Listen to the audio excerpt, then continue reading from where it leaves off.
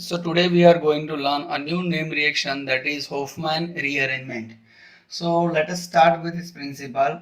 So this is its principle.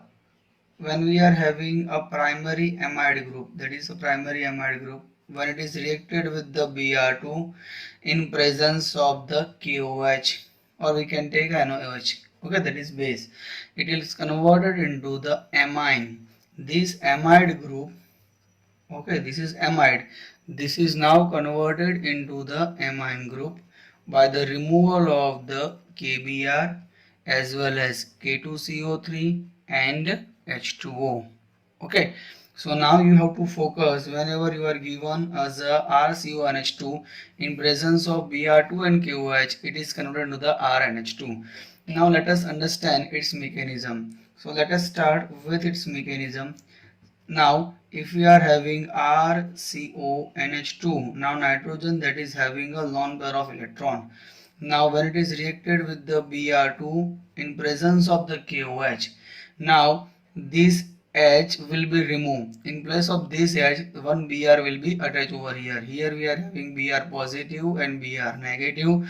In presence of KOH, it will form a KOBr and one Br will be attached over here. So here we are having RCOON. Here we are having H and Br. Okay, so now this group is reacted with another mole of OH minus, that is the KOH we can say, or base. Now that is converted to the RCO. Here we are having N, so that will abstract one proton from here, so H2O will be removed from here, so hydrogen will be removed, so you can have a one more lone pair of electron. Okay, so here we are having a Br minus. Okay, now sorry, Br. Okay, so now this is RCONBr. Now this is a deficient, so what will happen, this is unstable compound, so it will make a bond over here. So due to this bond formation, the valency will be disturbed, so this R group will be migrated over here. So you can have this type of intermediate. Here we are having R, N double bond, C double bond O. So Br will be removed from this reaction molecule, so you can have a Br minus charge. So now this is known as alkyl, okay, isocyanate. This is known as intermediate as a alkyl isocyanate. So now in this way, if you are having H2O molecule, so what will happen, so here we are having a H plus and OH minus charge. So now this H plus and OH minus, so it will give electron from here, so it is having a nitrogen minus and carbon as a positive charge. As we know from the periodic table, as we go from here, boron, carbon, nitrogen, oxygen, the electronegativity will be increasing. So here we are having a nitrogen that is more electronegative than the carbon, so it will pull electron from the carbon. So now this is having a positive charge, this is having a negative charge. So now this negative charge will be attacked over the positive charge, so you can have a R and H. Here we are having C double O OH. So by the help of the decarboxylation reaction, you can remove this CO2 from the reacting molecule, so you can have a RNH2. Okay, so now this amide will be converted into the amine group. So this is known as Hofmann rearrangement. Okay, again I am explaining you. Here we are having an amide group. When it is reacted with the Br2 plus 4KOH, by the removal of the carbonyl group, you can have a amine. Okay, so this is the KBr, K2CO3 and H2O, that is our byproduct. So here we are having RCONH2, the H be removed. If H will be removed, so you can have a minus charge over here, so this Br plus can attack over here, so you can have RCONHBr. So now in the second step, OH and H, so this OH minus will abstract one proton from here, so this will be removed, the positive charge will be removed, so you can have a negative charge over here with the lone pair of electron. So now this is not stable, so this will make a bond over here, so due to this formation of this bond, the valency will be disturbed, so it can have a C2N migration. You can write down over here, so this is a most important thing, C2N migration. Okay, in rearrangement you will find a various type of migration, like say suppose C2N migration, C2O migration, C2C migration, O to C migration. So in the arrow you have to write down, you have to mention which type of migration will be taking place. Okay, so you have to remember this thing. So now C2N migration will be taking place. So you can have a alkyl cyanide, okay, isocyanate, by the removal of this Br molecule. So it will have a reaction with the H2O molecule. So you can have RNHCO. So this CO2 will be removed from the reacting molecule. So you can have a RNH2. Okay. So now let us understand its various application for the Hofmann rearrangement. Suppose if we are having this type of molecule, let's say we are having a chiral center over here. Okay. This is a chiral center. As you know, the carbon which is attached with the 4 different group, that is known as chiral center. Here we are having CONH2 group.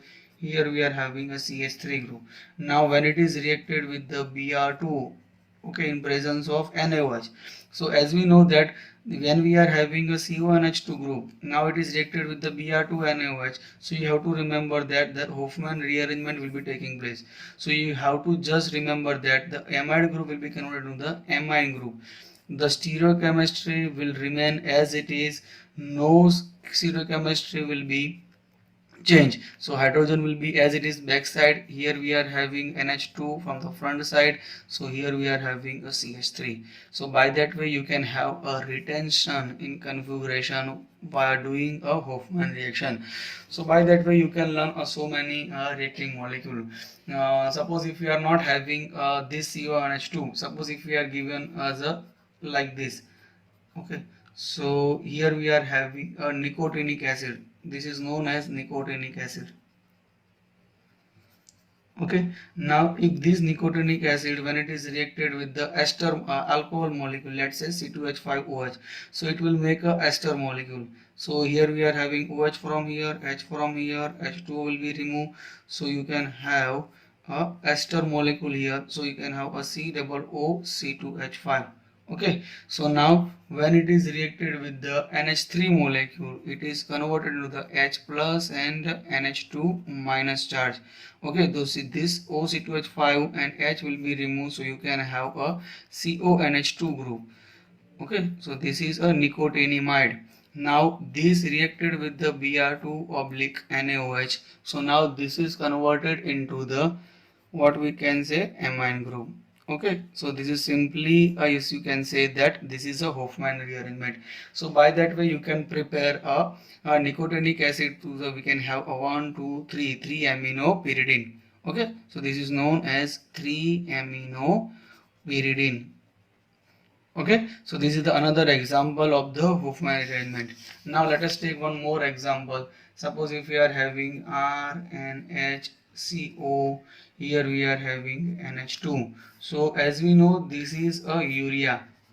Okay, this is a substitution of urea. So you can have a N-alkyl. You can call it as a N-alkyl urea.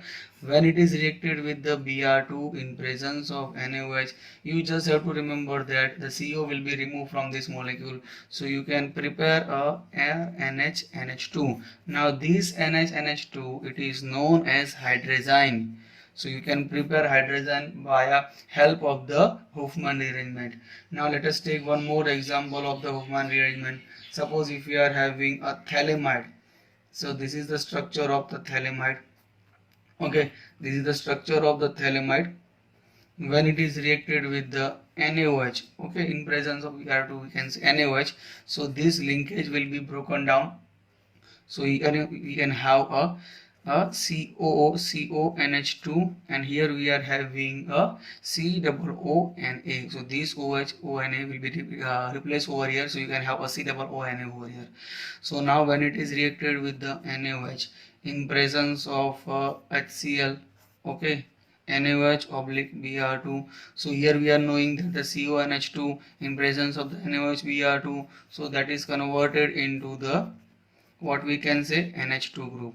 Now this is the HCl molecule, so it will neutralize this molecule, so you can have this type of molecule.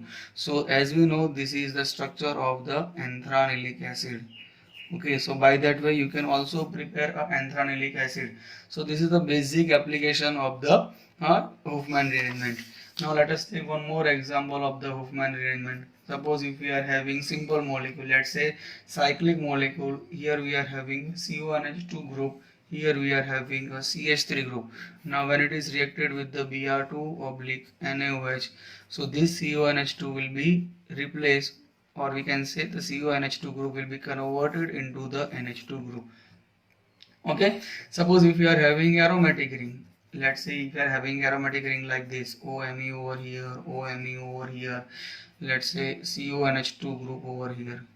Okay, when we are reacting with the Br2 NaOH, we just have to focus that this carbonyl group will be removed from the reacting molecule, other group will remain as it is. So here I am replacing CONH2 group into the NH2 group, so here we are having OMe. Okay, let's say suppose if we are having a cyclic molecule, like we can have aliphatic compound like this, CH3, CCH3, here we are having CH2, that is C double bond O NH2. When it is reacted with the Br2 oblique NaOH NH2, so this CONH2, from the CONH2 molecule this CO will be removed, so here we can have a CH3, CH3, CH2 and NH2. So by that way you can prepare n numbers of molecule. You just have to focus two things. In reaction material, if you are given as a Br2 or base NaOH or KOH, okay, first one, and if you are having a CONH2 group, okay, let's say suppose if we are having a CONH2 group over here, so that CONH2 group will be converted into the NH2 group. So as you remember that this amide group will be converted into the amine group. Okay, so by that way you can prepare a amine group. Now let us consider the three important reaction and comparison of these three important reaction. As we know that we have also seen as a Curtius reaction. Next we have seen as a Schmidt reaction. Okay, now we are talking about the Hofmann reaction. These all reactions are from the C2N migration reaction. Now in Curtius reaction you are having acid chloride. Now that is converted into the RNH2. Okay, in Schmidt reaction you are also having a COOH. Okay, that is acid molecule, that is converted into the RNH2. Now in Hofmann reaction you are having RCONH2 molecule. Now that is converted into the RNH2 molecule. So what is the difference between these three reactions?